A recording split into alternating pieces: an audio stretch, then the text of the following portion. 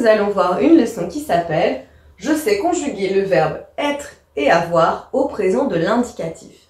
Donc les verbes être et avoir sont des auxiliaires. Et je vais commencer par la conjugaison du verbe être. Je suis, tu es, il, elle, on est, nous sommes, vous êtes, il au pluriel ou elle au pluriel sont. Maintenant le verbe avoir. J'ai, tu as, il ou elle a, nous avons, vous avez, ils ou elles ont. Alors il n'est pas toujours facile de se rappeler des terminaisons, et notamment des terminaisons des auxiliaires. Et on va essayer de trouver des petits moyens pour se rappeler ces terminaisons. Pour le verbe être, c'est assez simple puisque les terminaisons vont faire SST, SST. Alors pour t'aider, j'ai mis des petits symboles qui peuvent correspondre à des animaux. Alors par exemple, serpent, serpent, tortue, serpent, serpent, tortue. Comme ça, je sais que pour le verbe être au présent, je peux faire une petite histoire dans laquelle je vais me raconter par exemple, le verbe être est dans la forêt, il voit deux serpents, une tortue, et encore une fois, deux serpents, une tortue. Ça peut être utile. Ou alors je retiens juste SST, SST. Et là, je sais que ce sont les terminaisons du verbe être au présent.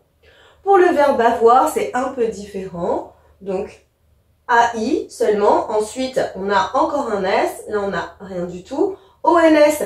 Et j'ai mis ici des bonbons pour me rappeler que ONS, c'est comme dans des bonbons. EZ comme dans nez. C'est pour ça que j'ai dessiné un petit nez. Et le T de tortue encore une fois. Et bien, de la même manière, je peux essayer de me raconter une petite histoire. Donc cette fois-ci, c'est l'auxiliaire avoir qui est dans la forêt. Au début, il voit rien. Ensuite, il aperçoit un serpent. Puis de nouveau, rien du tout. Finalement, il prend deux bonbons, il respire un grand coup avec son nez, et là, il voit une tortue. Donc, ce sont des petits moyens, des petites histoires qui peuvent peut-être t'aider à te rappeler les terminaisons des verbes. Mais si ça t'aide pas beaucoup, on retient que pour le verbe être, c'est SST, SST, et que pour le verbe avoir, c'est rien, S, rien, ONS, EZ et T. À toi de jouer à présent. Afin de voir si tu as bien compris la leçon, je te propose, dans un premier temps, de remplir la conjugaison du verbe être et du verbe avoir. Alors, je suis, tu es, ES. Et on se rappelle bien que pour l'auxiliaire être, on avait SST pour les terminaisons. Nous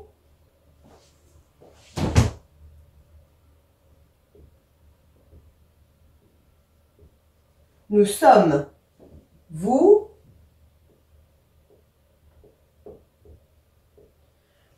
êtes, et il au pluriel, elles sont. Et c'était de nouveau pour les terminaisons SST. Pour avoir, c'était un peu différent.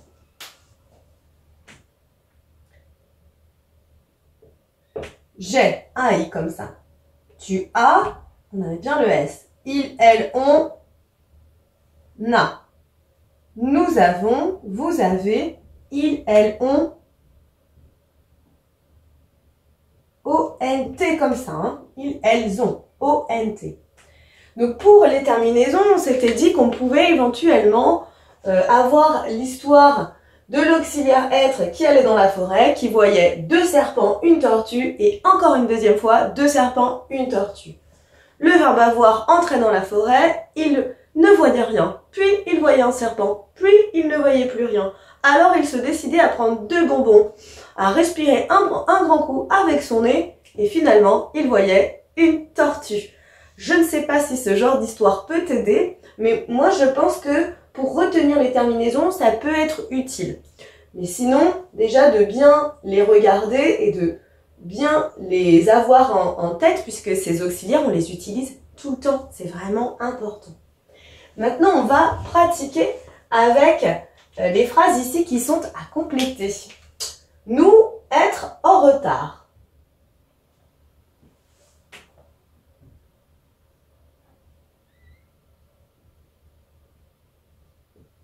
Nous sommes en retard. Ensuite, vous, avoir un chat.